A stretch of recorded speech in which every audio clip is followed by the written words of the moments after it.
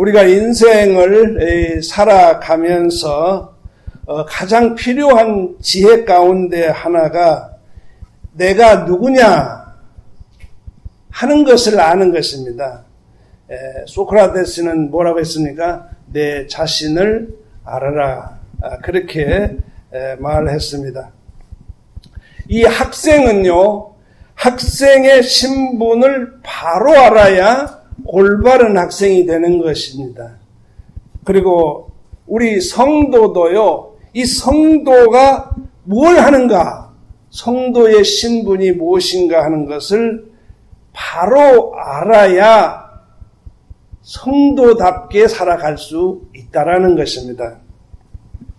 요셉이라고 하는 청년이 있었습니다. 그는 나이가 어렸을 때에 애굽에 종으로 팔려갔습니다.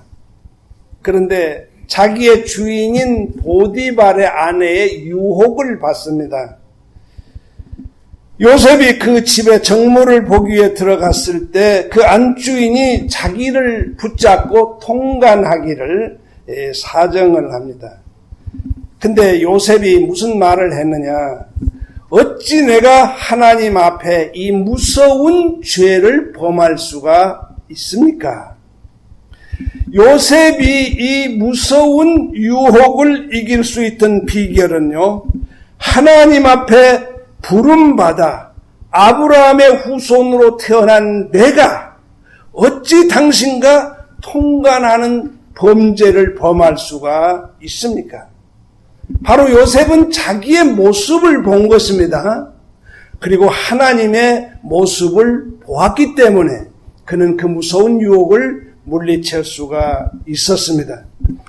이런 의미에서 성도가 성도의 모습을 바로 본다고 하는 것은 아주 중요한 것입니다. 그래서 오늘 본문 로마서 1장 6절은 이 짧은 한 절 속에 성도의 세 가지 특성이 들어있습니다. 너희도 그들 중에 있어 예수 그리스도의 것으로 부르심을 입은 자니라. 오늘 이 말씀을 중심으로 성도가 하나님 앞에 얼마나 귀한 존재고 어떠한 특성을 가졌나 생각을 해보면서 하나님의 말씀을 같이 나누며 은혜를 나누려고 합니다. 첫째로 성도는 연합성을 가졌다는 것입니다. 성도는 홀로 있는 존재가 아니라 함께 도움을 받으며 도움을 주는 생명으로 연결되어 있는 연합체라 하는 것을 우리에게 말씀해 주고 있는 것입니다. 로마 교인들을 성도라고 불렀습니다. 그러면서 너희도 그들 중에 함께 있는 자니라고 말씀을 하고 있는 것입니다. 여기서 그들 중에라는 말은 성도가 혼자 떨어져 있으면 안 되라는 거예요. 그리고 자기 혼자 있으면 안 되고 혼자 존재하는 게 아니라 성도와 성도끼리 더불어 함께 믿고 함께 신앙 고백하고 함께 도움을 받으며 도움을 주는 연합된 성도다 하는 것을 우리에게 가르쳐 주고 있습니다. 하나님의 말씀 예배소에서는요, 성도의 연합성을 건물에 비유를 했습니다. 우리가 건물을 지을 때 어떻게 해요? 털을 튼튼하게 닦습니다. 그리고 기둥을 세웁니다. 그리고 석가래를 얹고 벽을 만들고 지붕을 씁니다. 이 터에서, 기둥에서, 그리고 석가래에서, 벽에서, 지붕 모든 것이 어떻게 됐어요? 따로 떨어져 있으면 안 되는 것이죠. 어떻게? 연결이 되어 있다라는 거예요. 마찬가지로 성도는요, 예수 그리스도라고 하는 터 위에 혹은 기둥으로, 혹은 벽으로, 석가래로, 지붕으로 연결되어 있는 존재다 하는 것을 말씀해 주고 있습니다. 우리가요, 성도의 연합성을 생각하면 몇 가지 교훈을 얻을 수가 있습니다. 첫째로요, 성도의 연합은 결코 혼합이 아니다라는 거예요. 연합은 연합이지 혼합이 아니라는 사실이에요. 연합이란 말은요, 한 사람 한 사람이 다른 사람들과 뗄래야 뗄 수 없는 관계를 가지고 있는 존재다라는 거예요. 혼합이라는 것은요, 섞여 있어서 무질서하게 연결되어 있다고 하는 것을 말하고 있는 것입니다. 고린도전서에서, 로마서에서, 예배소에서 계속해서 성도의 연합을 강조하는데 때로는 우리의 몸의 비유를 할 때가 있었습니다. 그리스도는 우리 몸의 머리라고 말씀하고 있습니다. 성도는 그 몸에 붙어 있는 지체들인데 손은 손으로 대야죠. 발은 발로로 대하고 입은 입 노릇하고 눈은 눈 노릇하고 모두가 제 직분을 자기의 위치에서 잘 감당함으로 하나님의 몸을 세워간다는 원리를 통해서 성도의 연합의 원리를 우리에게 깨우쳐주고 있는 것입니다. 성도의 연합은요, 혼합이 아닌 연합이라고 하는 사실을 우리는 분명히 아셔야 되는 거예요. 두 번째, 성도가 연합해서 기억해야 할 것은요, 성도는 홀로 있을 때 위험한 거예요. 홀로 있을 때 자기의 존재 가치가 없어지는 거예요. 어떤 분은요, 교회 예배 봅니까? 안 가요 그래요. 왜 그랬습니까? 집에서 예배 봐요. 누구하고 예배 봐요? 나 혼자 예배 봐요 그래요. 아유, 어떻게 혼자서 예배를 봐요? 교회를 나오셔야지. 그러면 아니요, 내가 교회인데 어디를 내가 교회를 가요? 이런 소리를 하고 있는 사람도 있다라는 거예요. 에덴 동산에서요, 하와가 홀로 있을 때 사탄의 유혹을 받아 넘어져 버렸어요. 롯이 소돔과 고모라에 들어가서요, 신앙의 아버지인 아브라함이 가정과 연을 끊어버리고 혼자 있다가 물질과 쾌락과 유혹에 빠져서 패가망신을 한 경우가 있었다라는 거예요. 성도가 이런저런 문제로 성도 간의 관계를 끊어버리고 있을 때 참으로 위험하게 흘러가다가 결국은 이단 사설에 빠지게 된다라는 거예요. 여러분, 문짝이요, 이렇게 집에서 떨어져 있을 때 얼마나 보기 싫어요.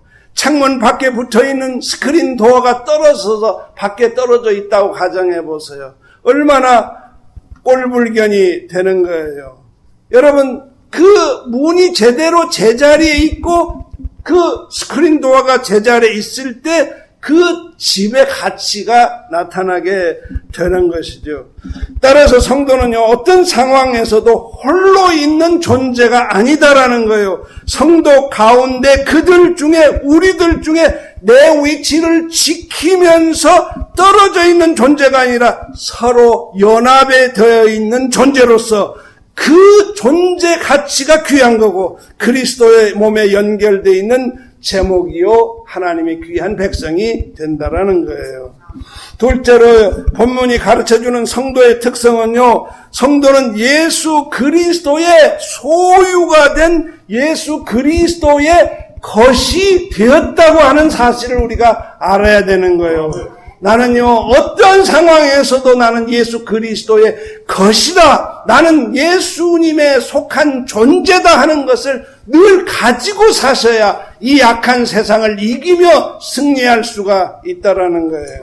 오늘 읽은 본문 말씀의 성도를 가르쳐서요, 너희도 그들 중에 있어서, 성도 중에 있어서 거룩한 자들과 같이 있어서 예수 그리스도의 것으로 부르심을 입은 자라고 설명을 해주고 있습니다. 고린도전서 7장 23절에 주님 말씀하셨습니다. 너희는 값으로 사신 것이라, 자기의 핏값을 지불하고 사셨다고 말씀하셨어요. 우리 주님이 누구십니까? 천지와 만물을 창조하신 하나님이 인간의 몸을 입고 죄 많은 우리를 구원해 주시기 위해서 피를 주고 넘어져 있는 죄 속에 있는 성도들을 불러서 하나님의 것으로, 예수 그리스도의 것으로 삼아 주셨다고 하는 것을 여러분 아셔야 돼요. 그러므로요, 여러분의 마음속에 나는 예수 그리스도에 속한 자다, 예수 그리스도의 것이 되었다고 하는 것을 여러분 확신하면서 살아가셔야 되는 거예요. 계시록 5장에 보면 일찍 죽임을 당하사 각 족속과 방언과 백성과 나라 가운데 사람들을 피로 사서 하나님께 드리신 어린 양을 찬송하리로다. 고린도전서 6장 20절에 너희는 너희 것이 아니라 핏값으로 산 것이니 다시는 사람의 종이 되지 말라고 하나님의 병기가 돼 달라고 당부하고 계시는 거예요. 하나님의 말씀이 가르쳐주는 진리 가운데 하나는요, 여러분과 저는 이 세상에 있지만 이 세상에 속한 사람이 아니라는 거예요. 나도 내 것이 아니라는 거예요. 나도 그리스도에 속한 존재라는 것을 아셔야 되는 거예요. 그럴 때 여러분의 살 가치가 생기는 거예요. 감사한 마음이 생기는 거예요. 감격의 마음이 생기는 거예요. 지난주에요, 제 여동생이 하나 있는데요. 한국 서울에 사는데 어느 교회 여자 전도사예요. 근데 걔가 갑자기 저한테 카톡이 하나 왔어요. 카톡 가운데 한마디 기억나는 게 있어요. 당신은 하나님의 사랑으로 오늘도 눈물을 흘리고 있습니까?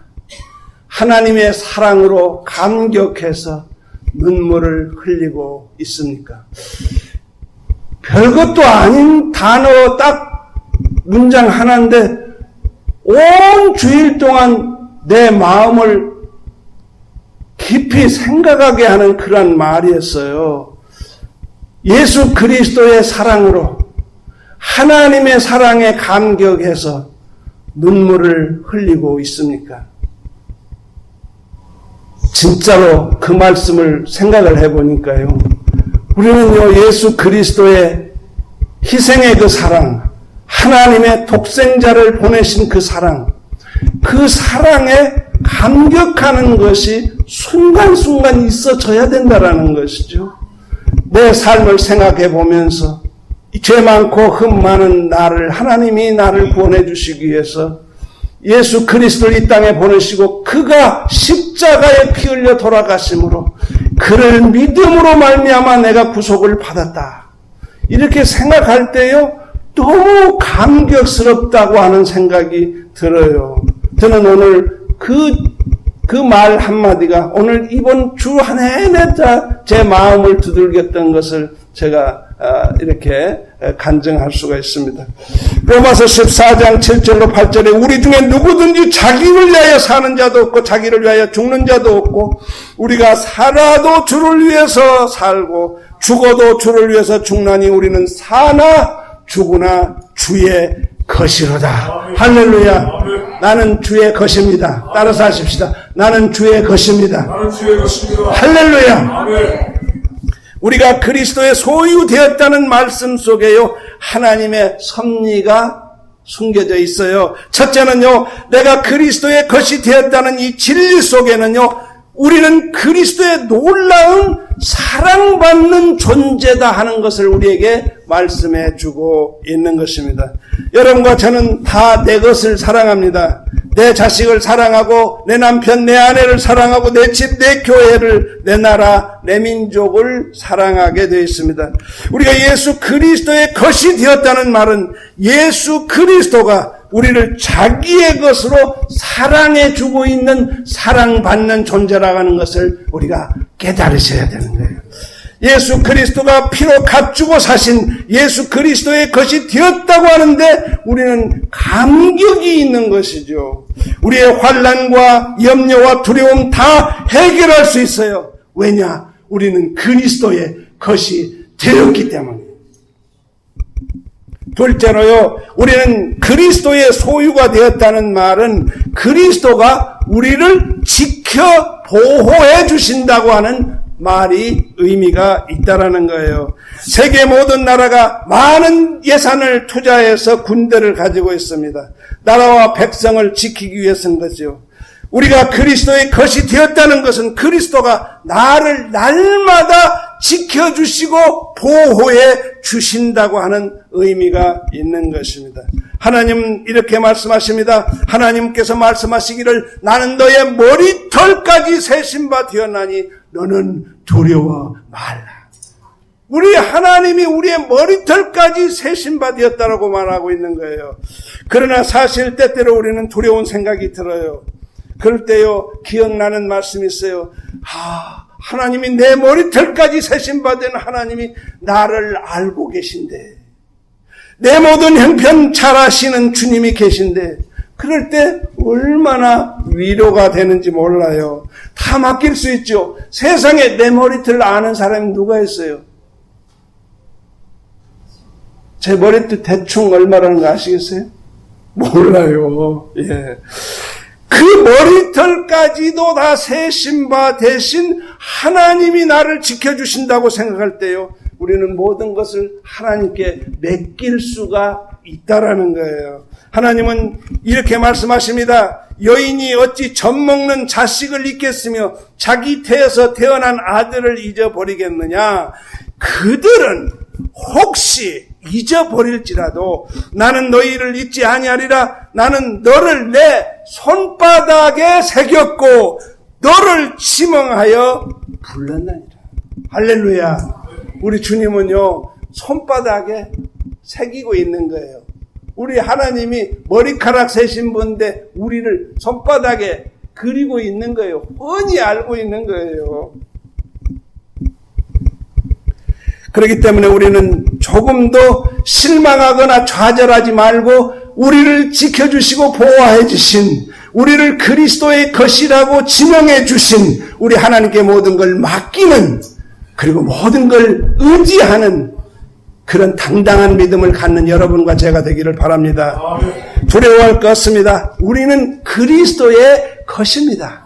오늘 엄청난 사건이 일어나서 지진이 나가지고 이 시애틀이 다 날아가도 우리는 걱정할 거 없습니다. 왜? 우리는 그리스도의 것이 되었기 때문에, 천국에서 우리는 주님을 만날 수 있을 것이기 때문에, 우리 주님께서는요, 우리를 마지막 천국에 이끌어질 때까지 우리를 지켜 보호해 주시는 거예요.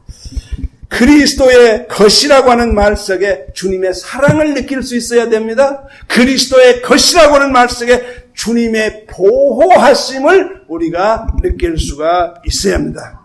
여러분의 가정 문제, 직장 문제, 자녀 문제, 미래 문제 다 주님께 맡겨 버리십시오. 우리 주님 말씀하셨습니다. 맡겼다가 찾지 마시란 말이에요. 맡겨 버리라는 거예요. cast out, 버리라는 거예요.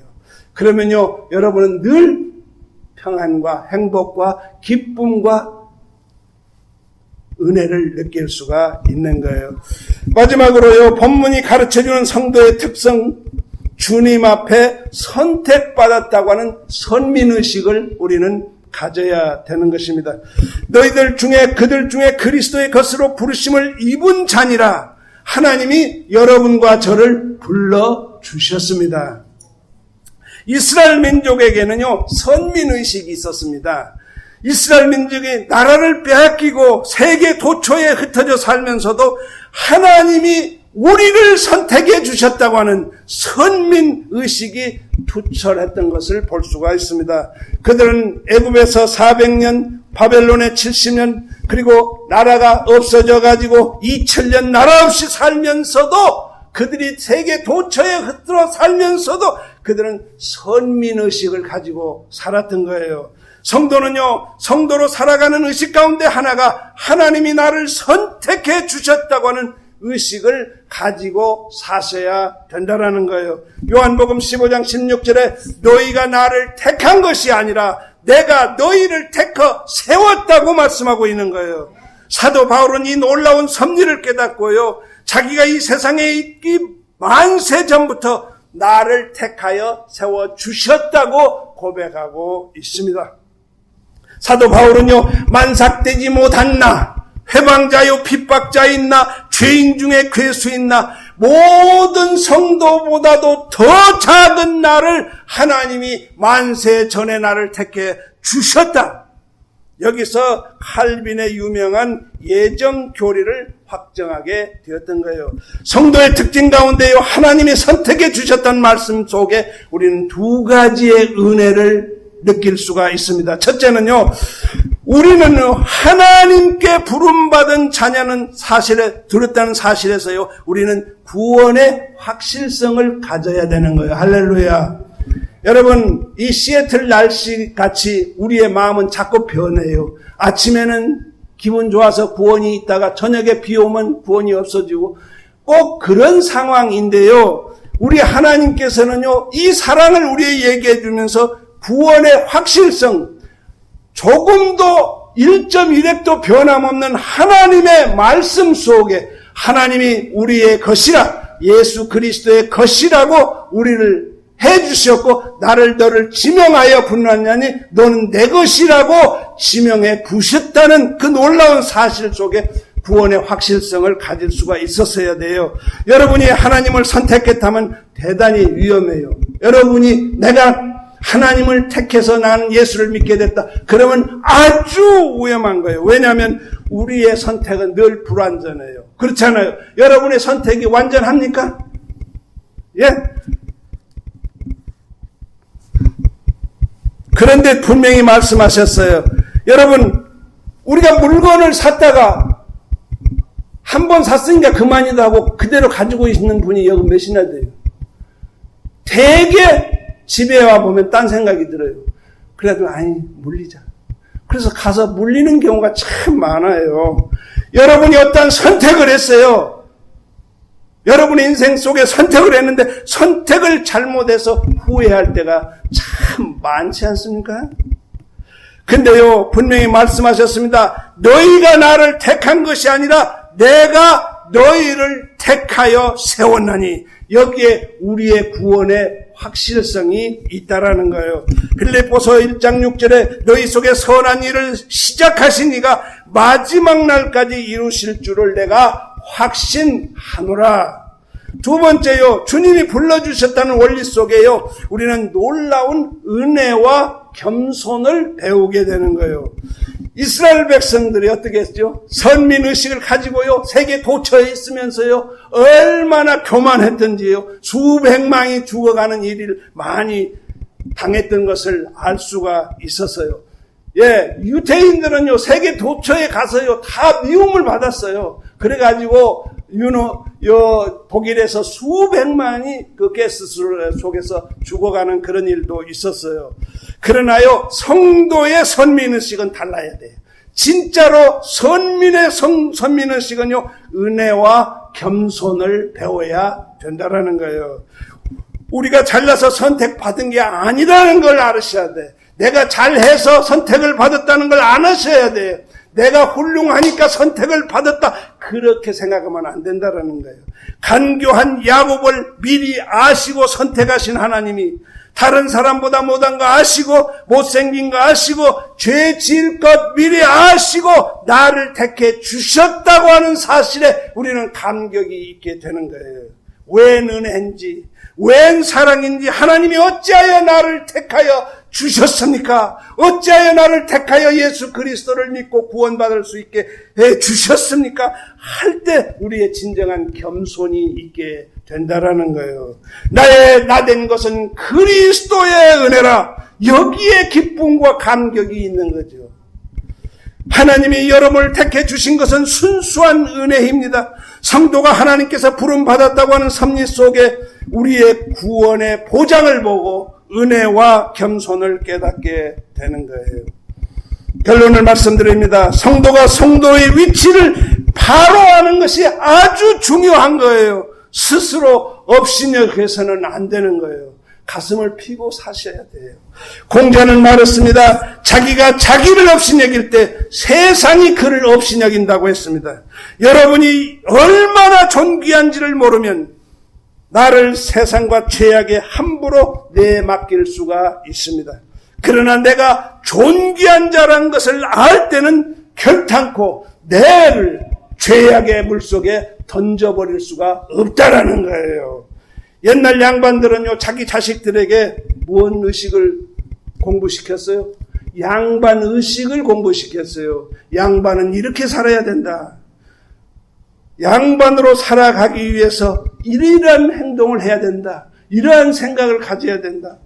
성도가 얼마나 존귀한 줄 아십니까? 시편에 이랬습니다. 땅에 있는 성도는 존귀한 자니 나의 기쁨이 저희에게 있노라. 여러분, 땅에 있는 성도는 누가 존귀하다 그랬죠? 하나님이 존귀하다라는 거예요. 세상 사람이 존귀하게 보는 게 아니라 하나님이 보실 때 존귀한 자니 나의 기쁨이 저에게 있다라는 거예요. 천지 만물을 창조하신 하나님의 기쁨이 바로 세상의 높은 권력자들에게 있는 게 아니라 바로 여러분과 저에 있다라는 거예요. 여러분 얼마나 존귀한 자입니까? 그리스도가 피로 값주고 생명을 값주고 사실 정도로 존귀한 자가 되시는 거예요. 그렇기 때문에 우리는요, 우리 몸을 함부로 죄악에 맡길 수가 없어요. 잘못된 곳에 우리의 몸을 맡길 수가 없어요. 성도는 그들 가운데 있는 연합된 존재, 성도의 연합을 존귀하게 여기셔야 돼요. 여러분, 우리가 성도들이 주일날 모이시죠? 수요일날 모이시죠? 금요일날 모이시죠?